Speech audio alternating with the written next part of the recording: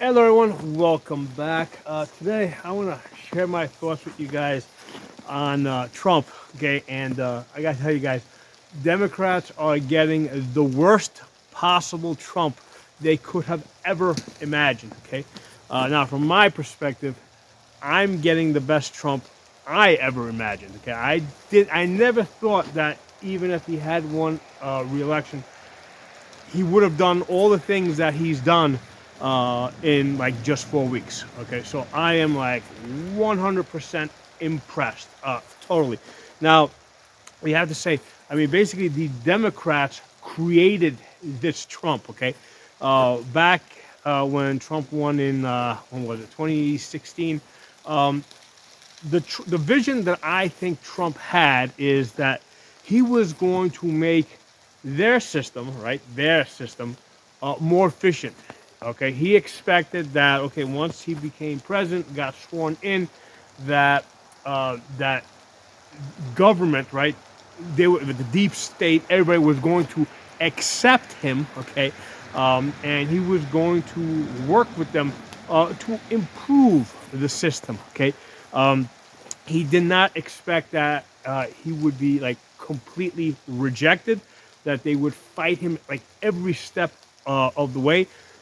And I think that like that was only like those 4 years, like his first term, those 4 years, I think that was only maybe about 10% of the Trump transformation. Okay, I think the other 90% of the Trump transformation happened in the 4 years after he got out of office. Okay, because the way they went after him, oh man, did that change that? Did that change him? Okay, I mean that would change anybody, right? Um, it's kind of like if you got somebody that you're trying to work with, you're trying to find common ground, right? And like they are like not just like not trying to help you, but like really trying to essentially get you in trouble, get you thrown in prison. Okay, so I think that the 4 years that Trump was out of office between 2000, between 2020 and 2024, those were the most transformational years. Okay, because when I mean the way I think Trump saw government prior to prior to his to 2016, and even throughout his first term, is he saw government as primarily good with a few bad apples thrown in there. Okay, in the last between 2020 and 2024,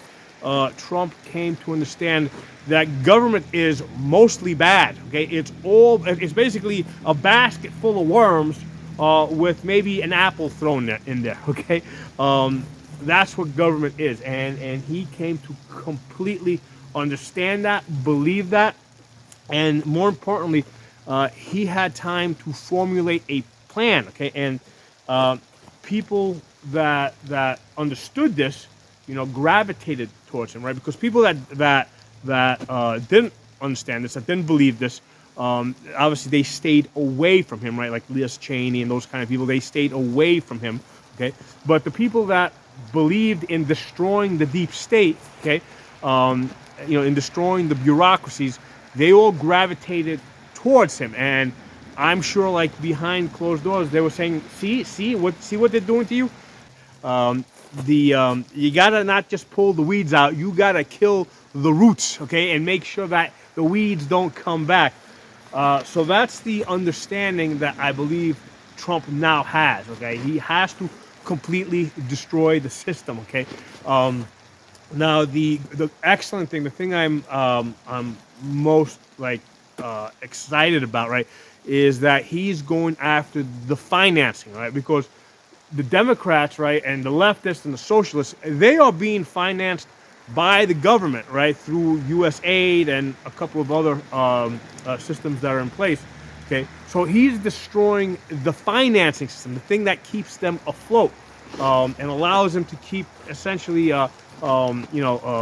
greasing palms and bribing people, and to get, yeah, and basically buying votes. Okay, he's going after the financing that the Democrats use to buy votes. Okay, so that once you cut that out, I mean, I think everything is just gonna collapse out from underneath him. Now, the other thing that I see the other thing that I see Trump doing really well, and his team, right? Because I don't think it's just him. Now it's his team advising him, and he seems to have a really good team, cohesive team that's working together. What they're doing is through these investigations that they're doing, right, through these audits, right, they're essentially following the money, right, and I am sure that there's a lot of money that's going to be leading from government under the table back into the bank accounts of Democrats. Okay, so once they get that information, which they probably already have, right, but they're gonna keep collecting more of that information.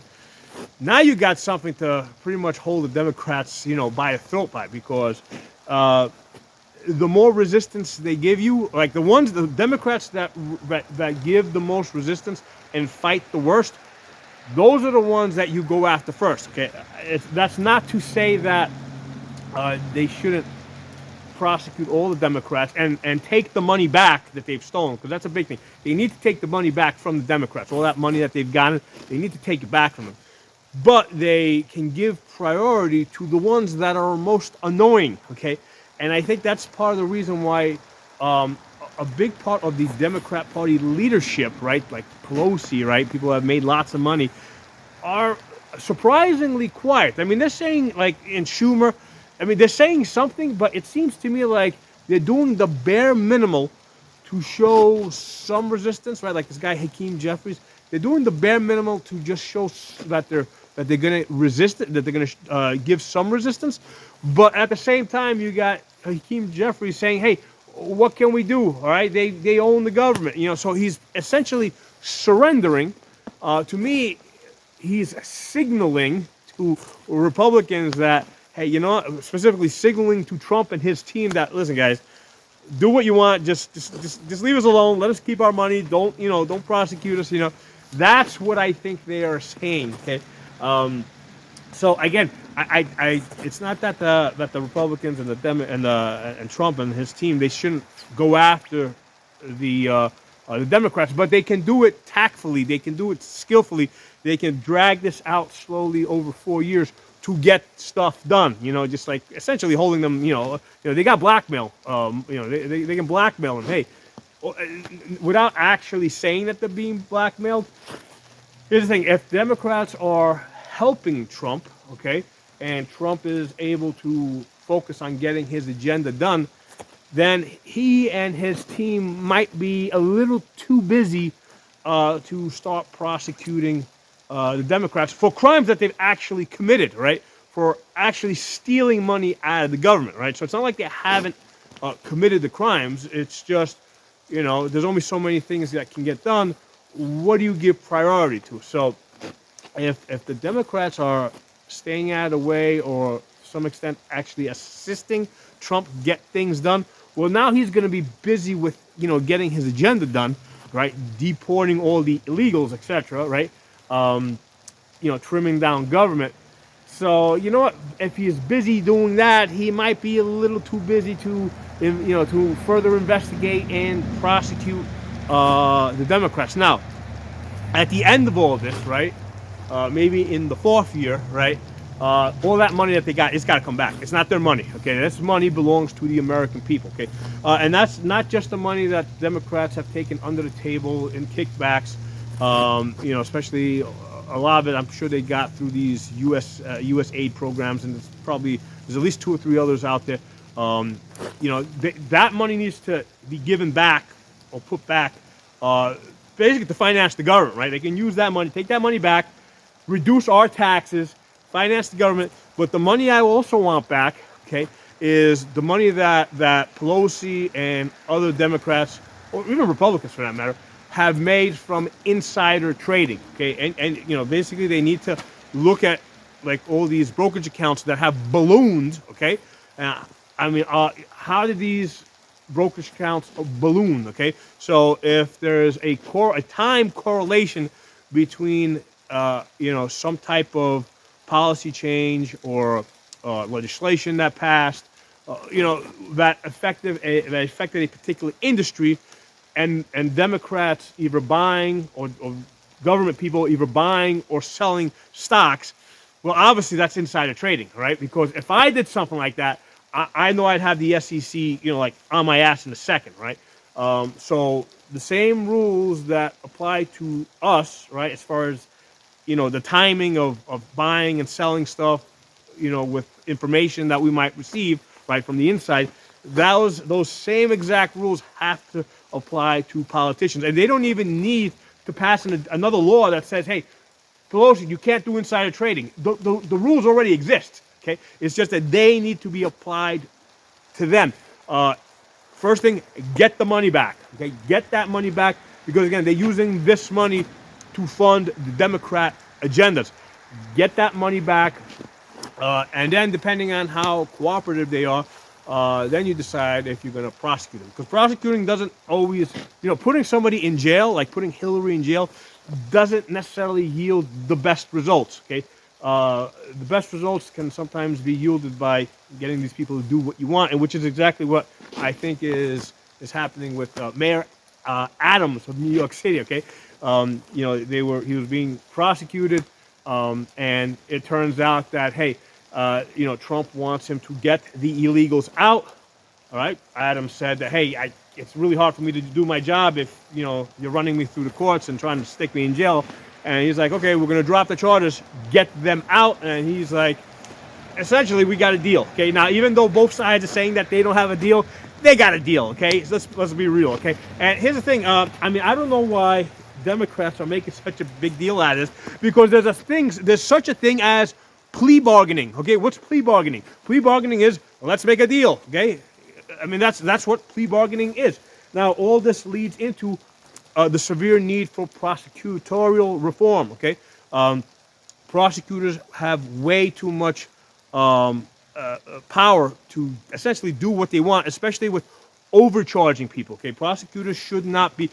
It should not be legal for them to over prosecute people, and if they do so, that needs to. The prosecutors need to face penalties for over prosecuting people, because they're essentially putting them at risk, at more risk than they deserve to be put at. Okay, so over prosecuting people is something that should be very illegal. Okay, so and the other thing is, like you got these prosecutors that have like unlimited funding. They, like, part of their strategy is to essentially threaten people with, not only we're going to throw you in jail for like 100 years if you don't agree to these charges. What they will also say, essentially what they're also threatening, is to break them financially, right? Because it can cost hundreds of thousands of dollars to defend yourself, against the case where they basically drop like 100 charges on you. Okay, so there has to be a limit as to how many charges they put on you, right? And there has to be prohibitions against over prosecuting people. Again, the good thing about this is Trump has experienced this, right? He's been through it. He's been tempered by it now, and I would think that he has a real incentive to get this to stop. Okay. So anyway, drop some comments. Let me know what you guys think. I'll talk to you soon. Unbidened.